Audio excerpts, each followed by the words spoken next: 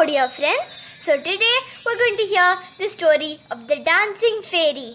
I'll show you the dance of the fairy. The fairy dance. It was a very busy morning at Wildflower Wood. All the fairies were excitedly perfecting their parades for the Fairy Queen's royal dance show. All except for Petal, who wasn't excited at all. At last year's show, Petal was so nervous that she crashed into the other fairies. I hope I don't mess things again, she sighed. Just then, her best friend Rose had a brilliant idea. Rose took Petal to the magical meadow. If we collect enough fairy dust, we can make a special dance spell, she said. Twinkling on the top of a toadstool, Petal found some fairy dust, so she stretched upon her tiptoes to reach it. As Petal took a closer look, she soon realized that it wasn't fairy dust at all. It was just a glistening dewdrop. We need to find some fairy dust in time for the show, or I won't be able to dance, said Petal sadly. Next, the fairies visited a sparkling forest where an old enchanted tree stood.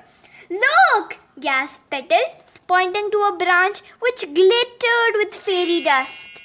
Rose watched it excitedly as Petal fluttered up as far as she could. Petal quickly collected all the fairy dust and popped it safely into her pouch. This should be enough for the spell, she said. Just then, a squirrel scrambled past and knocked Petal, causing her to spin and rub the fairy dust. Petal and Rose had one last place to look. The fairies flitted to a sparkling spring where a shimmering rainbow arched through the air. Petal collected all the fairy dust from the rainbow and began to fasten her pouch. Suddenly, Petal slipped on a knobby tree root and dropped the pouch. "Look out!" called Rose. Petal excellently leapt through the air to catch the pouch, but it was too late. The fairy dust had fallen into the water. "I can't dance at the show without the fairy dust," said Petal, sobbing. "You've danced like a premier ballerina today," said Rose. "You've reached up on tiptoes, perfected the pirouette, and your leap is amazing." "Let's go to the dance show," said Rose, smiling. Then she took Petal by the hand, and together the two fairies fluttered and skipped all the way to the Fairy Queen's palace just in time for the show.